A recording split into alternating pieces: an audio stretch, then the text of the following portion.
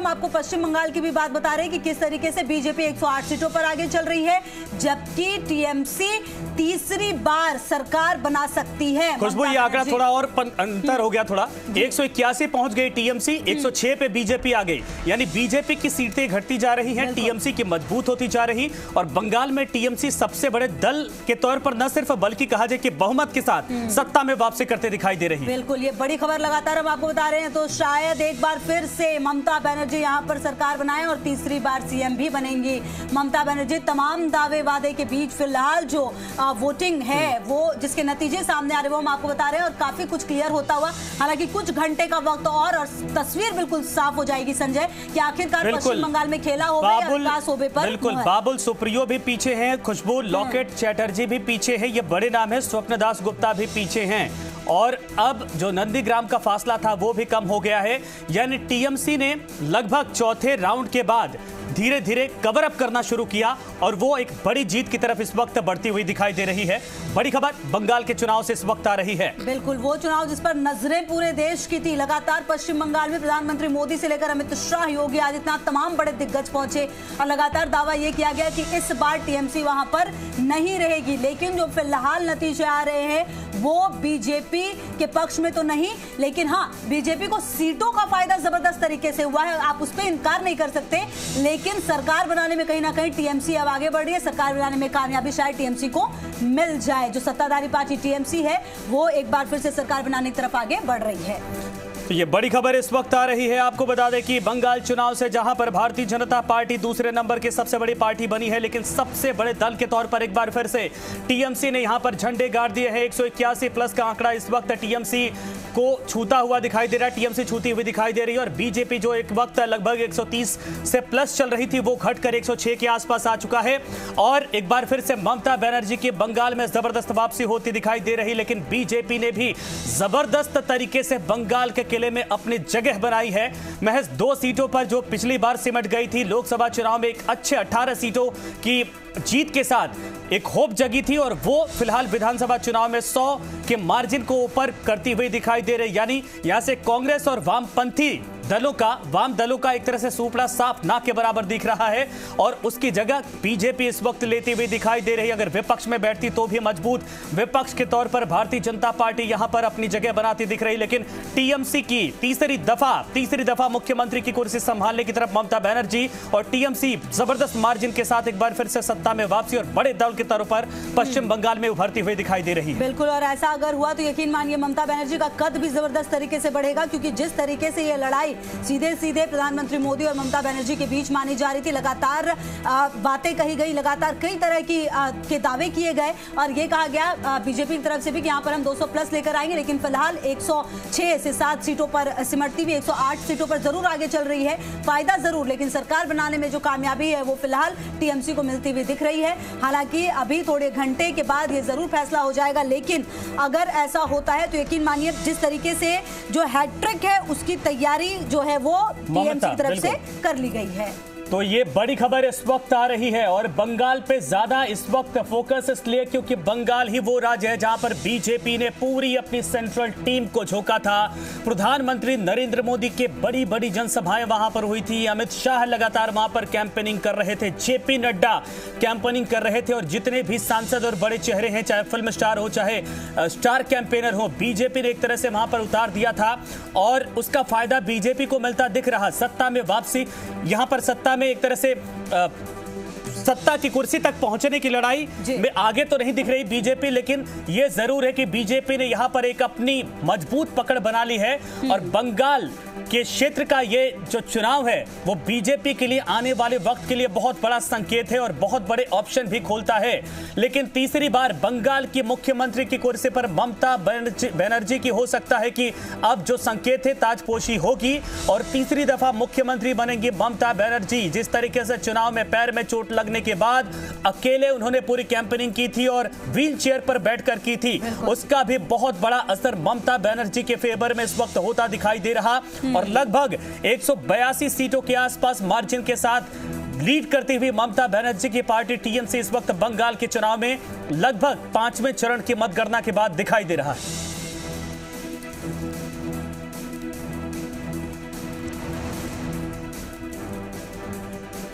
अर्को दीप्तो हमारे संवाददाता ज्यादा जानकारी के लिए कोलकाता से सीधे जुड़े हमारे साथ। अर्को दीप्तो, जिस तरीके से जो तमाम आंकड़े सामने आ रहे हैं वो बेहद दिलचस्प और टीएमसी वापसी करती हुई नजर आ रही है। फिलहाल जो आंकड़े नजर आ रहे हैं उसमें खुशी की बात होगी टीएमसी के लिए।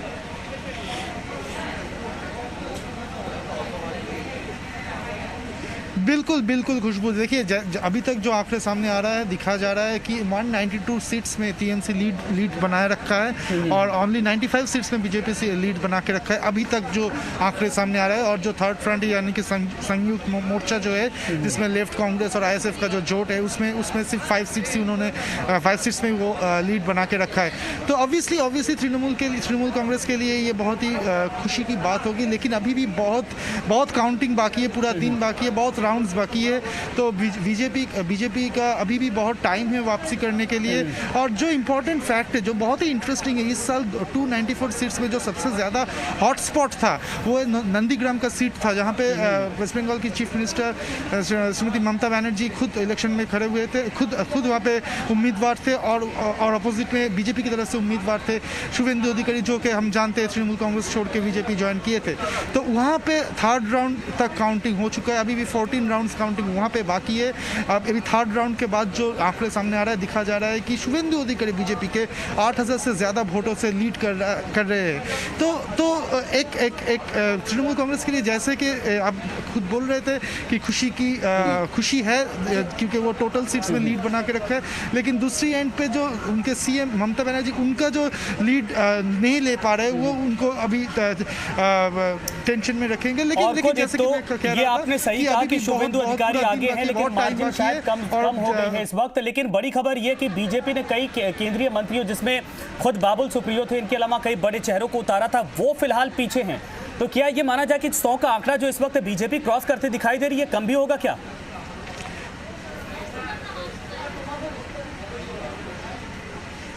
देखिए, जो बाबुल सुप्रियो जो जिस सीट से खड़े हुए थे वो टॉलीगंज है, जो अनंत साउथ कलकत्ता के एक बहुत ही इंपॉर्टेंट सीट है। लेकिन जो अरूप विश्वास है, जो तृणमूल कैंडिडेट, वो 10,000 के लगभग 10,000 वोट से अभी आगे चले हैं। तो मैं ये कहना चाहूँगा कि वो सीट अरूप विश्वास जो खड़े, वो टॉलीगंज में बहुत दिनों से है, वहाँ पे वो टॉलीगंज जो फिल्म इंडस्ट्री है उनसे भी एसोसिएटेड है और उस एरिया में उनका कई अच्छी पकड़ है। लेकिन बाबुल सुप्रियो जो कि केंद्रीय मंत्री है और वो भी खुद टॉलीगंज इंडस्ट्री से बिलोंग करते, मतलब वो खुद एक सिंगर है, वो एक्टिंग भी करते, बहुत सारे मूवीज में उनको दिखा गया है, तो उनका भी अच्छा पकड़ है। लेकिन लीड अभी अरूप विश्वास को बहुत ज़्यादा मिल चुका है। लेकिन बाबुल सुप्रियो कभी भी वापसी कर सकते हैं। और जैसे कि मैं अभी बोल रहा हूँ कि अभी जहाँ पे मैं खड़ा हूँ वो भी साउथ कलकत्ता के राजबिहारी केंद्र, वो अनदर एक पॉश एरिया है, उसका भी अभी भी थर्ड राउंड का अनाउंसमेंट हो रहा है। और जो मैं ये कह रहा हूँ, जो 2 राउंड तक यहाँ पे बीजेपी लीड बना के रखा था, अभी थर्ड राउंड का रिजल्ट आते हैं, हम जैसे ही आएंगे हम दर्शकों को बताएंगे। लेकिन यहाँ पे बीजेपी के जो उम्मीदवार है सुब्रत शाह, वो लीड बना के रखे थे। आफ्टर सेकेंड राउंड 229 वोटों से वो आगे थे और टीएमसी के देवाशीष कुमार से वो 229 वोट से आगे थे। और जो संयुक्त मोर्चा के जो उम्मीदवार थे कांग्रेस के, वो बहुत पिछड़ चुके हैं, बहुत ही नीचे है। सब मिला के देखा जा रहा है, जो ये ट्रेंड हमको दिखने को आ रहा है, जो वीआईपी कैंडिडेट एक सवाल ये था कि ये 49 सालों के बाद शायद ऐसा पहली बार होगा कि जो पार्टी जीत रही है वो 200 से कम आंकड़े पर आ रही है, क्योंकि कहीं ना कहीं जिस तरीके से आंकड़े सामने आ रहे हैं उससे ये समझ में आ रहा है कि जो टीएमसी है वो भले जीत की तरफ बढ़ी है, लेकिन एक बार भी ऐसा नहीं हुआ कि 200 से आगे कोई भी पार्टी बढ़ी हो। एक तरफ बीजेपी थोड़ा कम हुई है, लेकिन टीएमसी 180 से आगे पर चल रही है।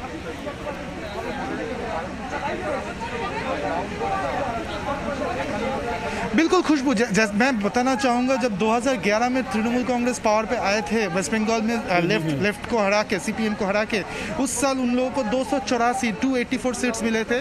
2016 में जब वो फिर से वापसी किए तृणमूल कांग्रेस, उस साल भी उनको 211 सीट बरामद हुए थे। इस साल भी तृणमूल कांग्रेस के कई सारे लीडर्स बोले थे वो लोग 200 पार करेंगे, और दूसरी तरफ बीजेपी के लीडर्स भी बोले हैं कि वो भी 200 पार करेंगे। तो यहाँ पे एक कंट्राडिक्शन था कि दोनों पार्टी बहुत ही कॉन्फिडेंट थे 200 के आगे जाने के लिए, लेकिन फिलहाल जो आंकड़े आ रहा है, कोई एक पार्टी अपनी सिंगल बहुमत से 200 क्रॉस करेगा ऐसा लग नहीं रहा है। लेकिन फिर भी मैं ये कह रहा हूं कि जो तृणमूल कांग्रेस है वो 200 के आसपास ही है। क्योंकि एंटी इनकम्बेंसी के बाद अमूमन देखा जाता है कि दूसरे या तीसरे दफा पार्टियां बेहद कमजोर हो जाती है। 200 के आंकड़े के आसपास अगर पहुंच भी जाती है टीएमसी, तो ये टीएमसी के लिए मंथन करने वाली चीज है या टीएमसी के लिए प्लस पॉइंट माना जाएगा?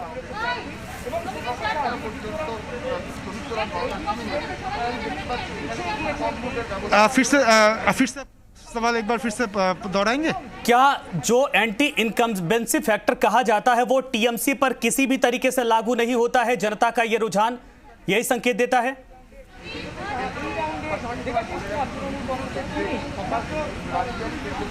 देखिए, आप बता सकते हैं ऐसे, लेकिन टीएमसी यहाँ पे जो प्रचार किए हुए हैं, जीएमसी का जो होल्ड बना के रखे, वो लोग पहले से ही बता चुके थे कि वो लोग जीतेंगे। और बीजेपी जो दावा कर रहा है कि 200 के पार जाएंगे, मुख्यमंत्री ममता बनर्जी बहुत बार बोल चुके हैं, ये लोग वो बोलने के लिए बोल रहे हैं, लेकिन ऐसा होने वाला नहीं है। और दूसरे एंड पे जो वेस्ट बंगाल के ऑब्जर्वर है बीजेपी की तरफ से, कैलाश विजयवर्गीय जी, उन्होंने भी आज भी बोला है कि 200 के पार जाएंगे। तो एक जैसे कि मैं पहले बोल रहा था, एक कंफ्यूजन है, दोनों पार्टी एक ही चीज बोल रहे हैं, लेकिन कौन आगे जाएगा, कौन ठीक है, बिल्कुल सही आपने कहा, इसमें डाउट रह जाता है। लेकिन और को देखते एक छोटा मेरा सवाल, उसके बाद फिर मैं आपको चाहूंगा कि आप फिर थोड़ी अपडेट लीजिए, उसके बाद मैं आपके पास आऊंगा। ये बताइए, कांग्रेस का तो यहां पर लगभग ना के बराबर सुपड़ा साफ हो गया है, और वामपंथी जिस वक्त वाम दलें या लेफ्ट कहा जाए, जिस तरीके से एक वक्त होल्ड था और आज दोनों मिलकर भी चुनाव लड़ रहे, तो 5 सीटें निकालना मुश्किल हो रहा है। ये कांग्रेस के लिए बहुत बड़ा नुकसान है। बंगाल पूरी तरीके से खत्म हो गया। बिल्कुल देखिए, बिल्कुल मैं सिर्फ दोनों के लिए नहीं, उनके साथ आईएसएफ भी जुड़े हैं, इंडियन सेक्युलर फ्रंट, जो आप जानते हैं अब्बास सिद्दीकी का पार्टी है, वो 3 मिला के संयुक्त मोर्चा बनाए हैं, कांग्रेस, सीपीएम और आईएसएफ मिला के। तो हाँ, बोल सकते हैं कि जो अभी भी सिर्फ 5 सीट में ही वो लोग लीड बना के रखे हैं, तो बंगाल में कांग्रेस की पकड़ बिल्कुल ही ना के बराबर हो चुका है। जैसे कि मैं बोल रहा था, इस राष्ट्रीय केंद्र में जहाँ पे मैं खड़ा हूँ, जहाँ पे सेकेंड राउंड के बाद बीजेपी के प्रार्थी 2-3 हज़ार वोट मिल चुके, 2-3 हज़ार 4-4-4-5 वोट मिले हैं, और टीएमसी कैंडिडेट जस्ट 209 वोट से ही पीछे है। वहाँ पे कांग्रेस के जो उम्मीदवार है इस केंद्र से, उन्हें सिर्फ 870 मतलब 870 वोट्स मिले, तो मोरलेस वो ना के बराबरी है। और दूसरी तरफ मैं लेफ्ट की बात जहाँ पे करूँ, वो लोग 34 ईयर्स जो यहाँ पे वेस्ट बंगाल में उनका टाइम था, अभी तो बिल्कुल उनका भी ना के बराबर है। और मोस्ट ऑफ द सीट जहाँ पे संयुक्त मोर्चा की आगे है, वहाँ पे कांग्रेस और लेफ्ट को लेकर तमाम बातें आपने बताई। कैंडिडेट है वहाँ पे AIMIM, जिसने कि बिहार चुनाव में कमाल किया था, और कहीं ना कहीं शायद उसी के बाद उनको ऐसा लगा कि हम पश्चिम बंगाल में भी कुछ कमाल करेंगे, वो पूरे ताकत के साथ आए ओवैसी। वहां पर क्या हाल है वहां पर उनका अभी फिलहाल?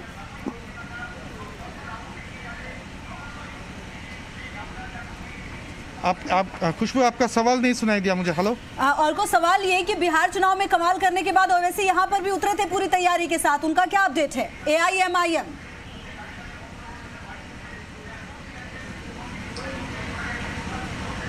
देखिए, ऑनेस्टली अभी तक मेरे पास वैसी का ऐसा कुछ अपडेट है नहीं, क्योंकि मैं जहाँ पे खड़ा हूँ यहाँ पे वैसी का कुछ अपडेट है नहीं। तो जैसे हमको पता चलता है हम अपने दर्शकों को बताएंगे। खुशबू, ठीक है, और को धन्यवाद इस तरह, लेकिन आप लगातार